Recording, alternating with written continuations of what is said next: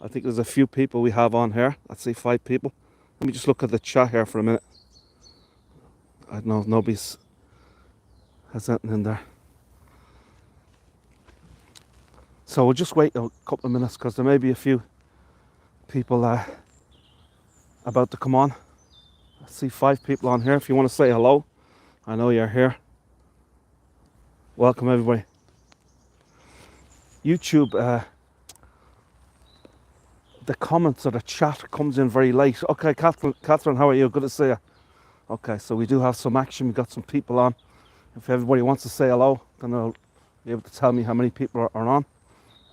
I hope you're all doing well, folks. We have we're in the beautiful St. Enda's Park right here in Rathfarnham. Hi Natasha, how are you? Good to see you. Lynn, how are you? Great to see everybody, folks. Hope you're all doing well. And it's actually quite a pleasant day today.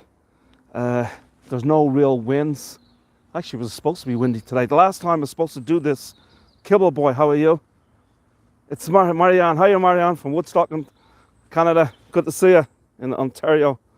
And Marianne she's like an encyclopedia on this man we're going to speaking about today, Padraig Pearse. She knows all about the 1916 Easter Rising. And of course, Padraig Pearse was one of the leaders of the 1916 Easter Rising. We're here in this park, St. Enda's Park, in Rathfarnham, probably about 5 miles or 6 kilometres, if you like, from Dublin city centre. It's a 50-acre park, very, very nice. So I hope you're all doing well. All right, folks, we're going to get started. Welcome, everybody. Good to see us all. Hope you're all doing well. We're here at St. Enda's Park in Rathfarnham, South Dublin, as I say, about 5 kilometres, 6 kilometres from Dublin City, or 4 or 5 miles. And we're going to be discussing a little bit about the life of Padraig Pearse, but also it's a lovely park. It's 50 acres, 49.5 acres, 20 hectares if you like. There's a lovely little garden here as well. And then also we're going to go through the rest of the estate here because there's a number of monuments and follies, if you like, as well. It's full of nature, this here area right here of Terry. How you doing? Sandy, how are you? Welcome. Alan, how you doing? So welcome everybody. Good to see us all. We're going to kick off right now. Hi again, Sandy. Okay, so we're here at St. Enda's, and it wasn't always a public park. Padraig Pearse, one of the leaders of the Easter Rising in 1916, ran a school here at St. Enda's. The school was run in this house right here, known as the Hermitage. Hi Linda, how are you? Good to see you. Now, St. Enda's, or Scoil Eanna in the Irish language, as I say, was run here at this house right you see here, the Hermitage, the former school. This large house was built in 1780 for the Dublin dentist Edward Hudson, and Pearse bought the building in 1910 as his school in Ranelagh was getting too small, and Pearse considered the site ideal as his curriculum had a heavy emphasis on nature. So it would have been nature all around. And this was an Irish language school, so all the subjects would have been taught in the Irish language. Now, around this time, we had been, obviously, it was probably about 8 years before, or several years before we got our independence in 1922. And there was a kind of a revival of the Irish language going on, because being under British rule for so long, for over 700 years, the language itself was dying out because most of the people were speaking English. So Pearse and others before him tried to revive it. Even William Butler Yeats and others tried to revive the Irish language. And this is one of the reasons why he set up this school right here, to teach subjects in the Irish language, to revive the Irish language for the younger people, the younger generation of Dublin and Ireland in that time. So I say Pearse in 1910, he moved this school from Ranelagh, a Dublin suburb, closer to Dublin City than here. And he considered this ideal as his curriculum had a heavy emphasis on nature. Now in the school, his brother Willie taught art and his sister Mary taught Irish. And the Irish poets Joseph Plunkett and Thomas MacDonagh also taught here at the school. Now both of them were executed in 1916 for their role in the Easter Rising, as was, of course, Padraig Pearse and his brother Willie. And also 15 former pupils of the school, also, they would have been very young men, they were also executed. Or the 15 pupils, sorry, they weren't executed, they were actually killed in the war itself. They died. But lots of the others were executed, the leaders. Now, leading up to the 1916 rising, the basement of the school was used as a bomb factory. And on Easter Monday 1916, Padraig Pearse left the school here for the last time and made the 5-mile march to the GPO in the centre of Dublin City in O'Connell Street. From here, it was formerly known as Sackville Street. And the British forces occupied here at the Hermitage after the rising until 1919. And the school then reopened once more, and opened by Margaret Pearse, Padraig's mother, and his sister Mary Pearse. And the school closed its doors finally in 1935 when Margaret died. And in 1932, her dying wishes were for the school to be given over to the state after the lifetime of her daughter, after her daughter died, Mary. And that entry would be free, and the entry would be free of charge in the public, for the public, which is to this day run by the OPW. So of course it is free to enter here. We have a sculpture here of Padraig Pearse here in this lovely park, and this is it right here. Let me just go back to the chat and see if there's anybody chatting or saying anything. Hey Paddy, how are you? Good to see you, Paddy. Hope you're doing well. Linda B from New York. Hope everybody's doing well, folks. So here's a nice sculpture of Padraig Pearse. I don't know if it's one of the best sculptures I've seen of Pearse. I've seen better. And my friend of mine's an artist. You might have seen the image that I put up on YouTube of Padraig Pearse. Well, it was a painting by a great friend of mine, Cuivin in the Irish language. If you translate it to English, it's Kevin. And he's a brilliant artist. He's a writer as well. You might have seen him on one of my tours on Hago when we did Swords Castle. And he's a real encyclopedia on lots of different things, but he's a brilliant painter. So he painted that painting of Padraig Pearse that you'll see. He actually painted all of the signatories of the 1916 Easter Rising. Now, Padraig Pearse, this is just to give you his resume. If you're from the United States, if you're from the UK and Ireland, we call it CV, curriculum vitae. But to give you Padraig Pearse's curriculum vitae, he was born in 1879, and he was an Irish teacher, barrister, a poet, a writer, a nationalist, a Republican, political activist and revolutionary, who was one of the leaders of the Easter Rising in 1916. Now, he was executed along with 15 others, and Pearse came to be seen by many as the embodiment of the rebellion. He was only 36 years old when he was executed. And Pearse was born at 27 Great Brunswick Street in Dublin City, which is now known as Pearse Street, after him. It's one of Dublin's longest streets. I think it may be the longest street in Dublin. It's Pearse Street. And Pearse's father, James, was a mason. And he's a monumental sculptor. He was a great sculptor. Some of the churches here in Dublin and throughout the country have his sculptors. Absolutely amazing sculptor, James Pearse. And James Pearse was originally from Birmingham in England. And his mother, Margaret Brady, was from Dublin, and her family were from County Meath and were native Irish speakers. And she was James Pearse's second wife. Pearse's maternal granduncle, James Savage, fought in the American Civil War. And Pearse, because of his background, had an early love for the Irish language and culture. And he had also a strong interest in the leaders of past Republican movements such as Wolfe Tone and Robert Emmet. Now, Pearse, at 16, joined the Gaelic League, Comrath na Gaeilge, and in 1903, at the age of 23, he became editor of its newspaper on Clonheim Solace, the Sword of Light. He also had a BA in modern languages, Irish, English and French. He was also called to the bar in 1901. So this was really, really an impressive guy.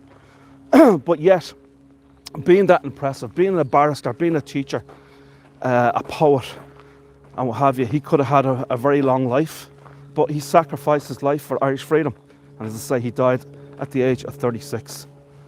And he goes down in history as one of the greatest patriots in Irish history. Now there's a museum right here, and this is dedicated to Padraig Pearse and the school here. So here's Pearse Museum right here, dedicated to Padraig Pearse and his school here. So this building would have been all part of the school that he opened in 1910. Unfortunately, he was only there for 6 years, because in 1916 he was executed. This was a very famous meeting place here in this garden, but this tree fell a number of years ago.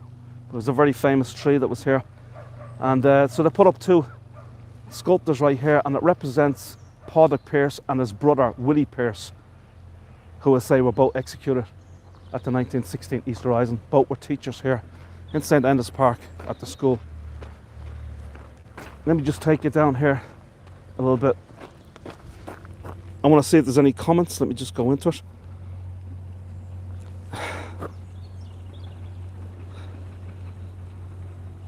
Yeah, it's been a long time, Paddy. As I say, I haven't been doing too many virtual tours. I do them on my own channel on YouTube, but this is also going on to virtually, what's it called? Oh, travel virtually. I got a mental block. The channel that the guys set, the website that the guys set up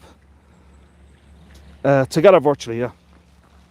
So this is going out on together virtually as well. It's a lovely little park here. You see the beautiful fountain, and this park right here obviously is dedicated once again to Padraig Pearse. And as I said, Pearse was many things. He was a lawyer, a barrister, a teacher, a revolutionary, but he was also a poet. One of his most famous poems was the Wayfarer, Padraig Pearse, 1916. So it would have been written shortly before his death, or it would have been published shortly before his death. It wasn't a huge long poem, but the whole poem is right here in the little courtyard of this part of the park and the fountain. So you can see the words, "Life beauty of the world hath made me sad." So every single word of the poem is right here. You can see what I mean. It goes all the way around the garden. You should look it up. It's a nice poem. The Wayfarer. The sun's coming out. You can't. It's absolutely amazing the weather forecast in this country, because it said it was going to rain today, and I was really worried about doing this tour because of that. No one wants to walk around in the lashing rain where you could do damage to your gimbal and everything else.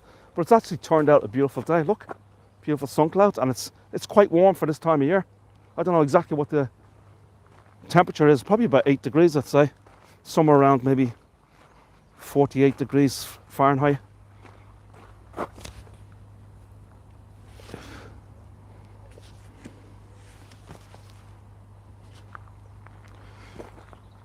Now, on August the 1st, 1915, Pearse gave a graveside oration. He was a great orator as well, at the funeral of the Fenian Jeremiah O'Donovan Rossa. And he was the first Republican to be filmed giving an oration. And here is some of his speech. And he was talking about the British and so forth. So the Fenian Jeremiah O'Donovan, he actually was banished from Ireland by the British. He was in a British prison from 1865 to 1870. But he was about to start a revolutionary war.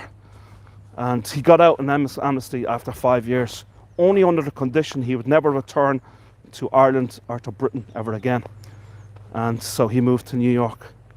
But he did a lot of damage to the British being in New York, because he gained so many funds for the Irish cause of freedom and for rebellions and revolutions. So he amassed a fortune in funds for that. But when he died in 1915, his body was brought back to Dublin, and he was buried in Glasnevin Cemetery. But as I say, Padraig Pearse gave his famous oration, or speech if you like, at his funeral. Here's some of his speech. "The fools, the fools, the fools, they have left us our Fenian dead, and while Ireland holds these graves, Ireland unfree shall never be at peace. To just tell you a little bit about the 1916 Easter Rising, some of you may not know. Now, we had many, many battles against British occupation here in Ireland, where they occupied Ireland for over 700 years. One of the most famous battles was 1916 Easter Rising. It took place, or it started on the 24th of April, Easter Monday, 1916. 6 days later, the Irish contingent were outnumbered, outmanned, outgunned, and we had to surrender. And Pearse was one of the main leaders, if not the main leader. And he read out the Irish Proclamation of the Irish Republic, from outside of the GPO, the headquarters of the Rising.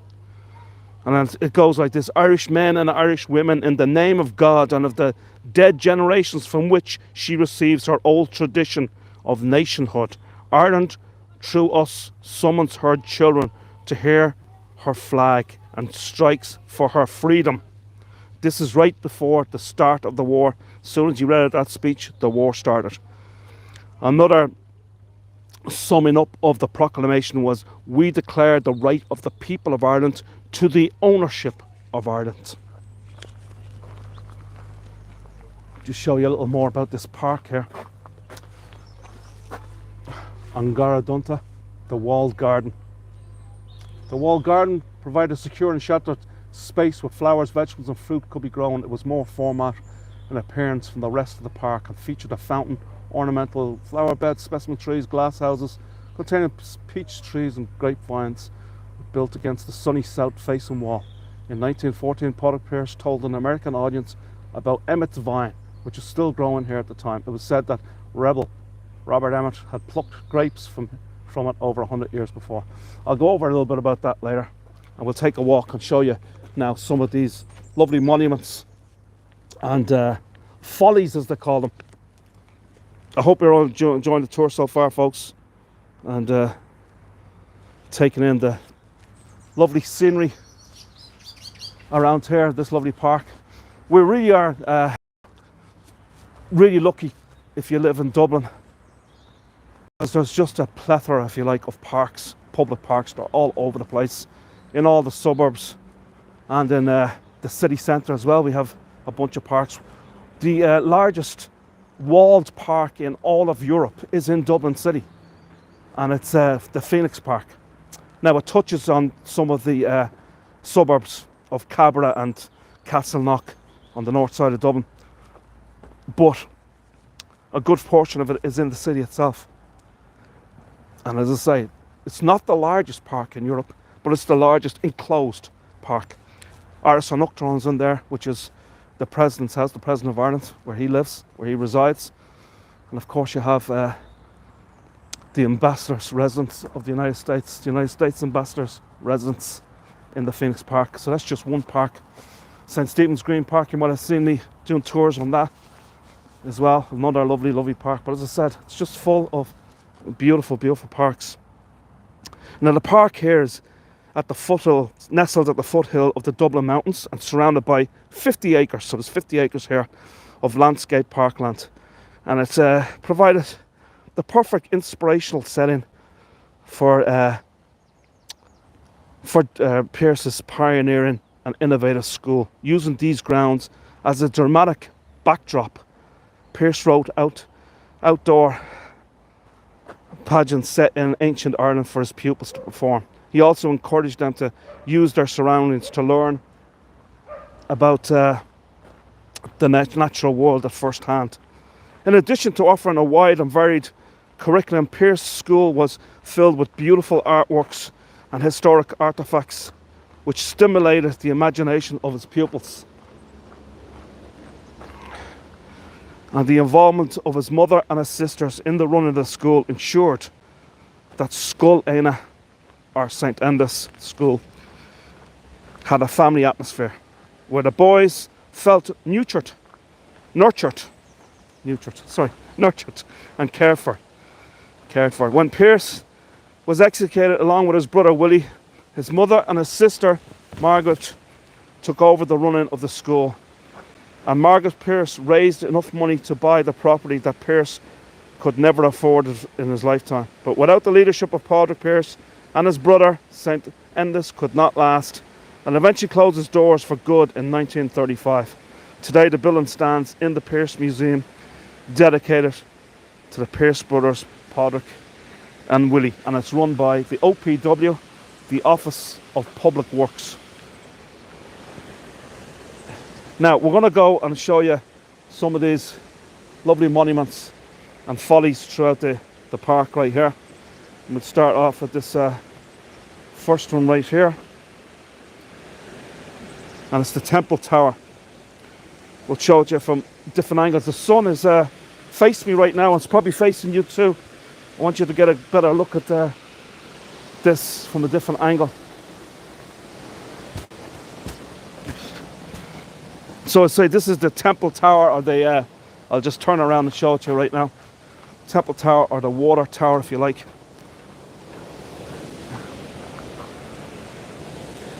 And the outside of the tower is decorated with patterns created with unusually shaped stones and shiny black volcanic glass. The upper chamber was probably used as a place to sit and take in the view, while the lower chamber may once have been a bathing house. There's also a third space largely below ground level, which at one time contained a pump to bring water from the river to the main house. How about that? It's nice. Let me see if there's any comments here, folks. No. I love the ground, says Terry. Fair play to Terry. I like it a lot myself. It's really cool. See a nice little waterfall here. Little waterfall. A river runs through it. That was a movie. Anybody ever see that movie? It was one of Brad Pitt's first ever movies. It's called A River Runs Through It. And I think Anthony Hopkins was in it as well. I'm not sure. I think he was. So we're here in Rathfarnham. It's a neighbourhood in South Dublin here. And remember to hit like. Thanks, Linda.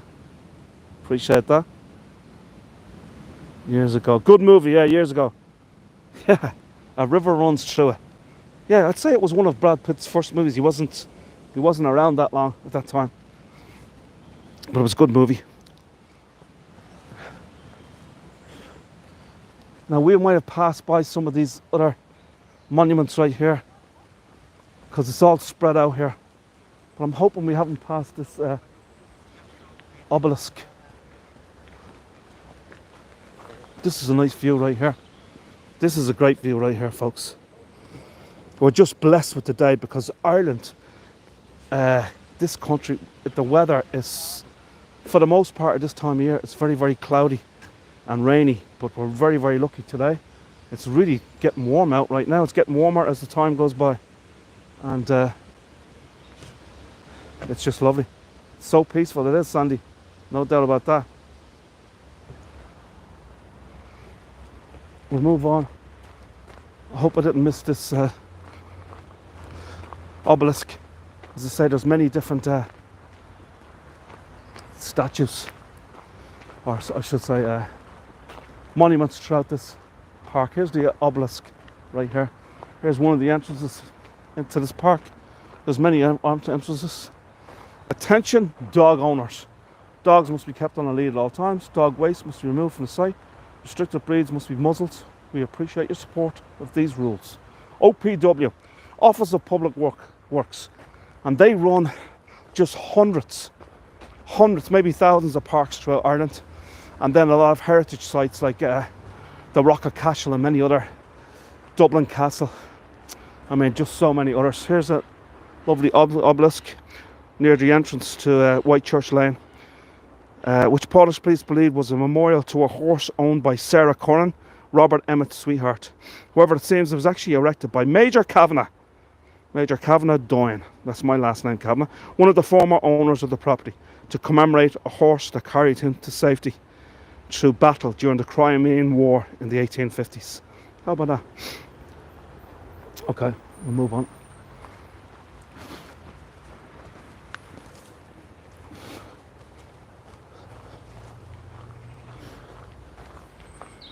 while we're walking, I want to tell you a little story about another famous Irish revolutionary who was familiar to these parts, and his name was Robert Emmet. And it was here on these grounds that Robert Emmet, an Irish martyr and the leader of the 1803 revolution and a hero of Pearse's, had courted his sweetheart Sarah Curran, who lived nearby, but whose father did not look kindly on young Robert Emmet, forcing them to these grounds for their trysts. Not long after, Emmet was hung, drawn and quartered for his activities as the leader of the 1803 revolution against the British forces who occupied Ireland. So, he was only 25 years old, Robert Emmet. It was very much a failed rebellion, the 1803 revolution, as he was unprepared, and he had to start this war early, as he had a factory, and one of the explosives went off in the factory that alerted the authorities. So he had to put forward the date of the revolution. He also was supposed to get some help from the French, and the French never arrived, so he didn't get help from them. So it only lasted a couple of days or a day or so, this revolution. Then Robert Emmet went into hiding. He was caught a few months later, and he was the last person in Ireland to ever be hung, drawn and quartered. A very sad story. And a lot of these rebel leaders were extremely well educated.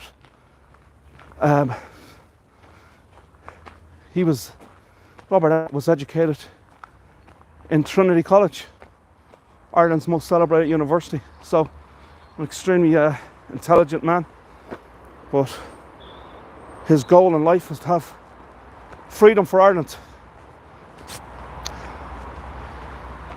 so that we'd have an Irish government running our own country, freedom for the people and economic rights. Here's another view of the area here. There's a lovely cafe I showed you a little later, a courtyard with a nice cafe in it. I'll show you that a little bit later. You know,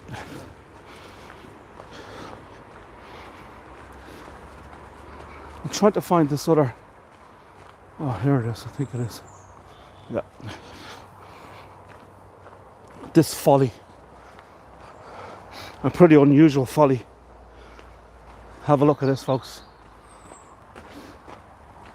Now, most of these follies have been around since the 18th century, early 19th century.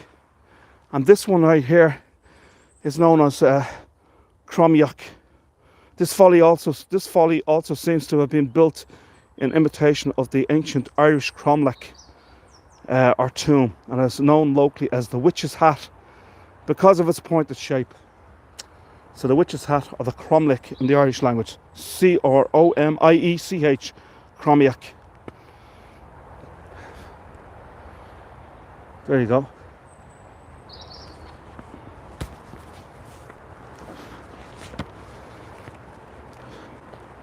So Enda Park, as I said before, it contains a remarkable collection of 18th and 19th century monuments, often referred to as follies.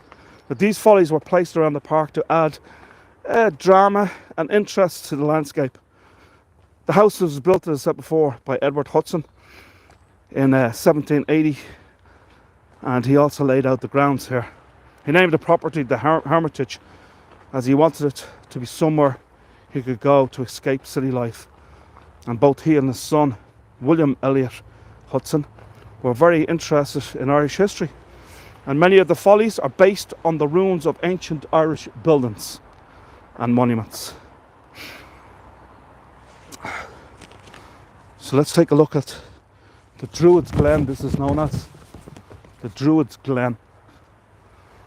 Have a look at this. The Druid's Glen is one of the most dramatic follies here, and it features a dolmen surrounded by a circular stone. and stone wall. Built into the wall is a chair or throne, as well as portal or door, constructed to look after the entrance to an ancient Irish pasha's tomb, such as like Newgrange or Knowth. Newgrange, by the way, is in County Meath in Ireland. It's over 5,000 years old, and it is older than the pyramids in Egypt. And so is Knowth. Knowth is even older than Newgrange. How about that? So have a look. This is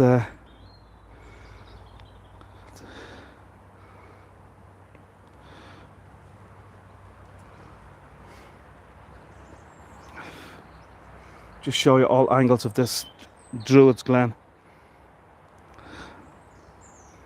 Okay, we'll move on.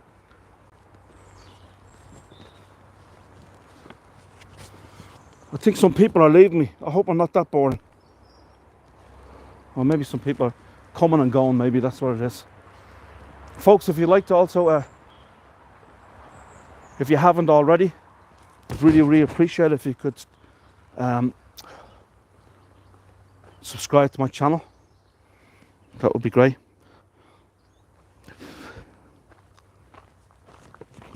This looks like it's the Ogham stone. This may be the Ogham. It's the old Irish language was called Ogham, if you like, Ogham or Ogham. So different people have different pronunciations. It's Ogham. So along from the fort is a stone on which a message in Ogham. So have a look.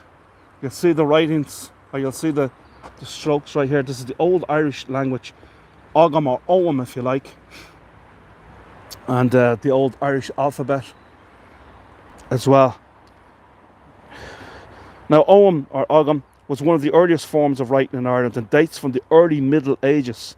This example is not nearly so ancient, however. It was carved in the late 18th century, and the inscription is a line from a poem by a Roman poet, Horace. The neighbours just smile as I shift my turf and stones. So Ogham stones. Now, a lot of Ogham or Ogham stones that you'll see throughout this country. There is many of them, and many of them are like literally thousands of years old. There's lots of them there in places like the Burren, a lot of dolmens as well in the Burren in County Clare, which is a remarkable site.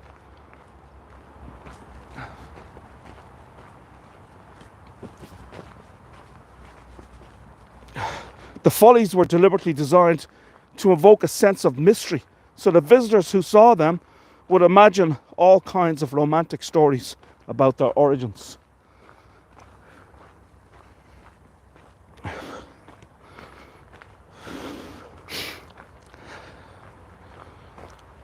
But in the early 1800s, the park was the scene of a real-life doomed romance. I told the story a little earlier, full of heroism and tragedy. The young revolutionary Robert Emmet used to secretly meet with his sweetheart Sarah Curran in the grounds. He was later executed following the failed rebellion in 1803. After his death, his legend grew. And the eastern path on which many of the follies are located became known as Emmet's Walk. So where we're walking here, it's known as Emmet's Walk, after Robert Emmet. And here we have, and here we have Emmet's Fort right here. This is Emmet's Fort, named after Robert Emmet. There you go, Ronnie. Ronnie, of course, lived here in Dublin for a few years, back in the 1990s or 2000s. Can't remember, I think it was 1990s, Ronnie said. So she knows a lot about Dublin. Always learning new stuff on tours. Yes, indeed, Sandy. So as I said, this is Emmet Fort, obviously named after Robert Emmet, and we just walked along Emmet's Walk, as it's known as. Now, this is built in the shape of a five-pointed star, and the building was designed to look like a military fort. A small spiral staircase on the outside. Might be able to see that here. Here's the staircase right here. You can see the stairs going up. Yeah. I'll just step back so you can see a little better. So a small spiral staircase on the outside allowed access to the roof. Oh, I better be careful walking backwards. I nearly fell over there.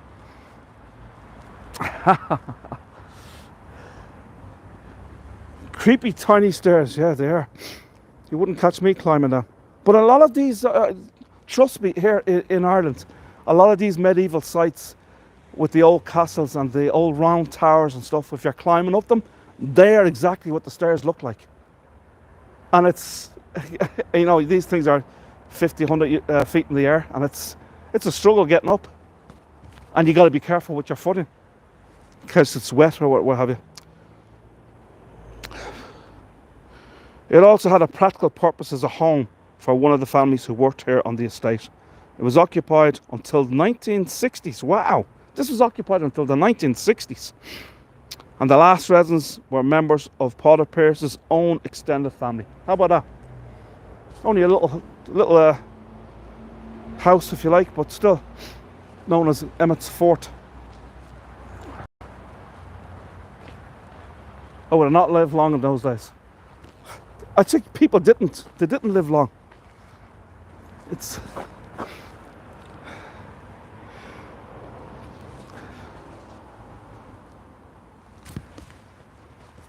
You got the archway here going through.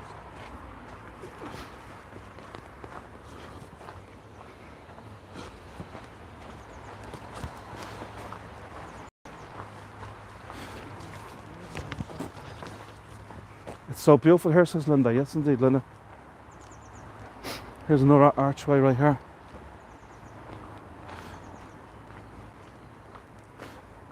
So what a great location for a school. As I said, Padraig Pearse, very, very smart man. Not only did he want to teach students in the Irish language, but also wanted them to be surrounded by nature, birds and trees, squirrels, and what have you.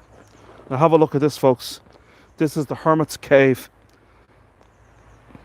also known as the Hermitage Cave, after the house, I suppose. Now, St. Enda's was originally called the Hermitage, which may explain why the original owners built this ornamental hermit's cave. Stories of hermits who went to live alone in isolated locations were very popular in the 18th and 19th centuries. Many people at the time were drawn to the idea of living a simple life of silent contemplation. The cave was given a distinctly Irish feel by the addition of a large dolmen outside the entrance. Here's a dolmen. You'll see these dolmens all over the country. Very, very big. So they're ancient stones. Now this dolmen would have been placed here from another location and brought to this location, and could be up to 1,000 years old.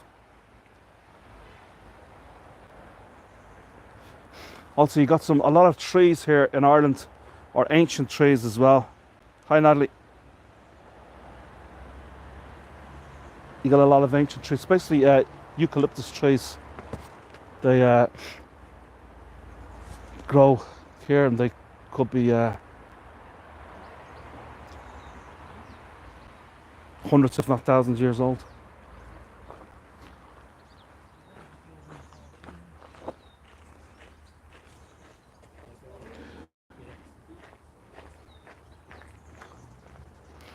So the Hermit's Cave and the Dolmen, right here, St. Enda's Park.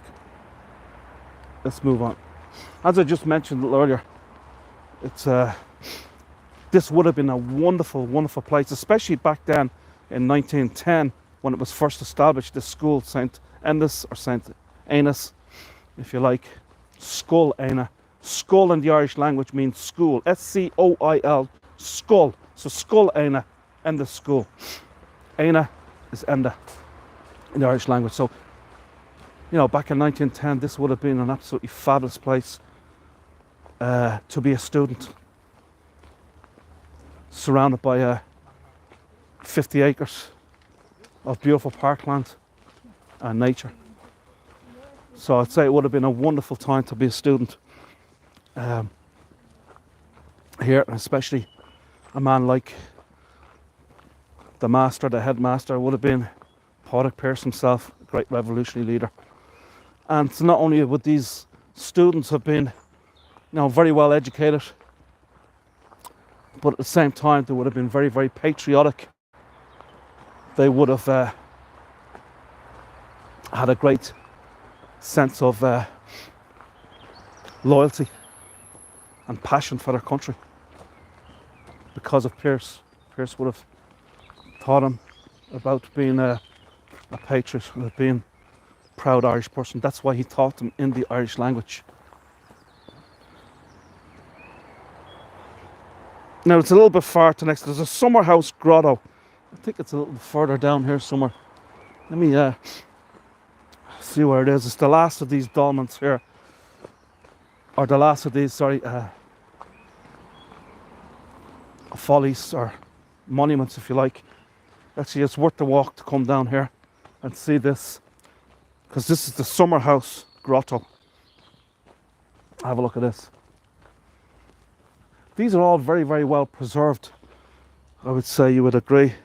The steps up on the roof of this monument, the summer house, would suggest that it was built to take advantage of the panoramic view of the city and Dublin Bay afforded by the park's elevated location.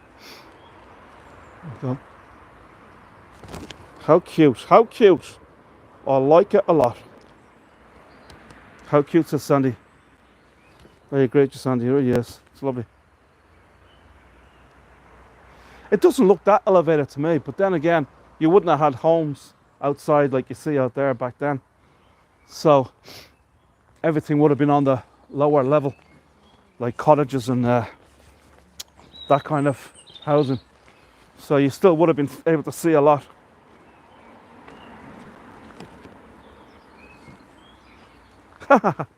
That's good. Thanks, Sonny. It's my size, says Terry. Yeah. Who's complaining? Here, you know what? They may even have to house people in these soon here in Ireland. We got a massive, massive housing problem. And there's nearly 14,000 homeless people here. It's just absolutely crazy. People can't afford homes either. And they're having a lot of problems even trying to afford their rent. It's so high. So maybe you'll see these things turning back into housing or something. I don't know. Tell you, lots and lots of people living on the street throughout the country, but especially in Dublin City. Lots and lots of homeless now. A lot of the homeless, they have addictions. It's one of the reasons why they are homeless. But there is others that are homeless because of their financial situation. Some beautiful trees. Obviously, this is not the time of year for trees. The leaves are just starting to grow back. But come springtime, April or May, this will be an absolutely beautiful area to walk around in. How about that? This little lovely tree-lined avenue here. Really nice.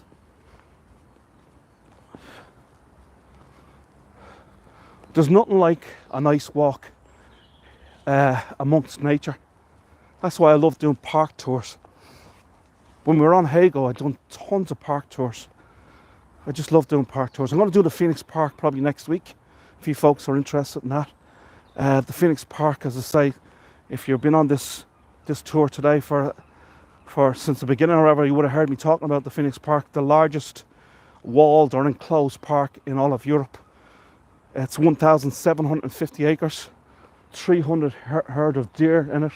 Dublin Zoo is there. Irish Proclamation, which is a huge big mansion. It's the President of Ireland's residence, which is really, really nice. And then you also have the United States Embassy. Or sorry, not embassy, the United States residence. The Ambassador's residence. US Ambassador's residence. So I'm probably going to look at doing that next week. This coming Sunday, I'm back in Darky Kelly's, folks. Get excited, Darky Kelly's. You can find it on the calendar. I haven't fully loaded up on the calendar of Together Virtually yet, but you'll find it on my YouTube channel. This coming Sunday, Darky Kelly's, to hear the great music of the Irish Celts, a great Irish traditional folk and ballad band. Absolutely amazing. Some of you have been on that tour before. They are great musicians. It's a great fun night, and it's very calming. Yes, it is, Ronnie, very calming. I love parks as well, so Sandy. Yes, wonderful. And so I hope you come on that. And then next Monday, I haven't posted. I have it on my YouTube channel. Well, I'm gonna go. I was supposed to do this tour this coming Thursday, but then I got a booking for a walking tour with a sizable group, a group booking. So I had to cancel it. But I'm gonna do it Monday instead, and that is the Liberties, Dublin's oldest neighbourhood. It's absolutely fabulous area. It's got 4 whiskey museums. It's got open air markets. It's got 2 cathedrals, ancient churches. It has Ireland's #1 tourist attraction, the Guinness Storehouse. So all of that we're going to take in. We're going to tell you the history of Guinness. Also show you Dublin's oldest pub called the Brazen Head, dating back to 1198. It's not the oldest pub in Ireland though. The oldest pub in Ireland is Sean's Bar in the middle of the country, a place called Athlone. And they say it's the oldest bar in the whole world. It dates back to like 900 or something. So like it's 1300 years old or whatever. So excited. Love the Celts, yeah. The Celts, yeah. Paddy loves it. Paddy was actually in Darky Kelly's with me when she was over here last June. We had a great time. Herself and her sister were over. We went in for a few pints into Darky Kelly's. And we had a great walk around the city, Dublin. There was many haygoers, former haygoers have come to Dublin. I got a few more. I got 2 coming in March, 2 more. Suzanne's coming, and Carla is coming as well. You probably know these people from the Haygo days. But lots and lots of former Haygo voyagers or viewers came to Dublin last year. It was probably up to about 20, 25 of them, and even more the year before. So it's great to be able to showcase Dublin here, doing these tours, and not just Dublin, but different parts of Ireland. It really is great to be able to showcase and then have people come to visit the places that they've seen virtually and then see it in real life, in real time. Let me just bring you over here because there's a lovely little courtyard here. There's a little coffee shop in a courtyard. I'll show you this right here. St Enda's Park. One of these days I'll acquire a passport and come visit in person. Where do you live, Sandy? Thanks for a great tour today. Thanks, Len. Very informative. Haven't finished yet, folks. Have not finished yet. So I don't know if you can read this St Enda's Park. I'll just read it to you if you can't see it up close. Padraig Pearse, the leader of the East Horizon, lived and ran his school here. So he actually lived here as well in St Enda's Park between 1910 and 1916. He moved out to Rathfarnham to allow his pupils a greater experience of outdoor life, that intercourse with the wild things of the woods and wastes. The only things in Ireland that know what freedom is. Yes, that is freedom. So these nature, animals, they far more freedom, if you like, than humans have when you think about it. That daily adventure face to face with elemental life and force. The park, originally known as the Hermitage, was laid out in the late 18th century by a Dublin dentist, Edward Hudson. Legend has it that he allowed the revolutionary Robert Emmet and his sweetheart, Sarah Cullen, to meet secretly in the grounds. St Enda's continued to be the home of the Pearse family after the execution of Padraig and his brother William in 1916. Padraig Pearse. So Padraig is the Irish name for Patrick. I should have mentioned that at the beginning of the tour. Senator Margaret Pearse handed over to Irish state prior to her death in 1968 with the wish that it be preserved as a memorial to her brothers. There you go. There's a little map of it. And there's some of the students back in the day. There you go. Pretty neat. Let's go into the courtyard right here. It's a lovely little courtyard. Tiny little fountain there. I'm going to keep quiet here because there's some people in here. They probably won't like to be filmed. There's a nice little coffee shop right in here. Tea rooms, if you like. So it's actually a wonderful place to come for a stroll, for a walk. if you're ever in Dublin. As I said before, if you were here in Dublin and you were staying in Dublin City, you get onto a bus, the number 16 bus from Dublin City. They come every 10 minutes and they will bring you out here in about 20 minutes from Dublin City. You'll be out here. And there's also another beautiful park, which is about, I'd say about maybe 15, 20 times the size of this. I think it's, well actually this is 50 acres, so it's 6 times the size of this. It's 300 acres and it's Marley Park, and it literally is across the road from here. So literally right up the street. So if you were to come to this area, not only could you take in this beautiful park, but also you could go right across the road to Marley Park, which is absolutely exquisite. It's a beautiful, beautiful park. I've done it also live stream. I've live streamed it before as well. It's a fantastic park. So there you go, 2 parks side by side. One 300 acres, the other 50 acres. So it really is quite lovely. Humming songs from Oklahoma. How's Sandy? Thanks for a great tour, Dave. Very informative and attractive. I'm in Oklahoma. Very good. Oklahoma City. So folks, that's about all I got for the tour today. I hope you can join me this coming Sunday for a nice tour of Darky Kelly's pub to hear the Irish Celts, starting at around 7 p.m. Now they probably won't start the music till about 7:15, but I'll walk around the city a little bit and go back into the pub to catch the start of it, and we'll stay for an hour or so. Rural northwest, middle of nowhere, Oklahoma. What?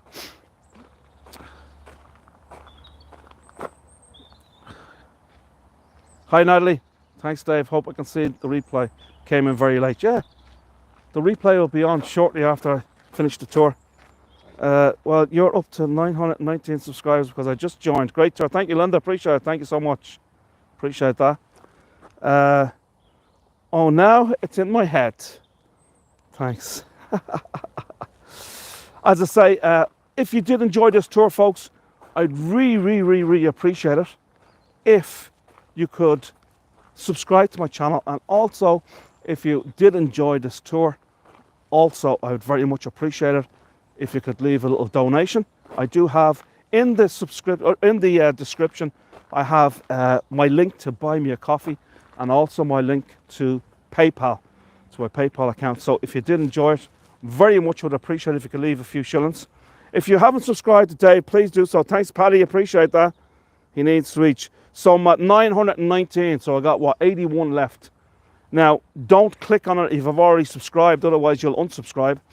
And also, if you have any friends or family that may be interested in seeing some tours of Ireland, I have lots of tours. I think I've got 185 or something on my YouTube channel. So if you know any your family or friends that might want to watch tours from Ireland, tours from Dublin and Ireland, they could subscribe to my channel. You could send them, just share my channel with them. All you've got to do is share the channel, or share even just a one tour if you liked. But you can also share my channel, or the link, send the link to your friends, tell them to go onto my channel, and then they can watch some of the tours, and also to subscribe to my channel as well. And that's how you get the word out there, is by sharing, folks. So one favor, if you can do me, if you can't afford to, I understand if you can't afford to, things are tight right now all across the world, but if you can afford to leave a donation on my Buy Me a Coffee, my link, or on PayPal, that's great. And if you can't, if you could do that one thing for me, just share it with some friends, send off my link to any of your friends. Appreciate it. My former colleague has bought a vacation home in Ireland, so I'll be sharing your info with her. Great, thank you, Linda. Appreciate that. Linda from New York. New York. What part of New York, Linda? I probably asked you this before, Linda. I can't remember. New York City, upstate. Do we have a site? You can leave reviews. You can leave a review, yes, on the tour itself. So there'll be comments, so you can make a comment. That's as good as a review. So this actually helps the algorithm if you leave a comment. So if you did enjoy this tour, after I upload this, you could go into the comment section and leave a comment about the tour if you really enjoyed it, and that will be like a review in itself. I'd appreciate that. So there you go, Sandy. So you can leave a review right in that section. I'd really appreciate that.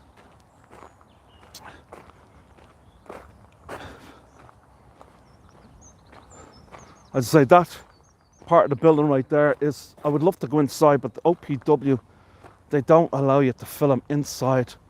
You can film as much as you like outside, but not inside their buildings. OPW, Office of Public Works, they run all the parks here, and a lot of the heritage sites, and a lot of the tourist attraction sites as well, like Blarney Castle, the Rock of Cashel. Actually, the Rock of Cashel are going to be doing that next month, 12th of March, on a different channel. I shouldn't be mentioning that because we're on together virtually here, but you'll see it. I'll be doing the Rock of Cashel, 12th of March. One of the most famous medieval sites in all of Ireland, and a cluster of medieval buildings, and it's a sight to be seen. It's absolutely stunning. I'm doing a talk about parks. I did this park today on the 26th of April. Sorry, 26th of February. So less than 2 weeks maybe. I will be doing a tour of St. Stephen's Green Park. It's in the heart of Dublin City. A beautiful, beautiful park. Once again, I'll be doing that on a different network. The feature they use is Zoom. Do the cows moo in Irish, Linda? Good neighbours. Do the cows moo in Irish? Moo. They moo with an accent. There you go. I must have missed that comment about the cows earlier, was I?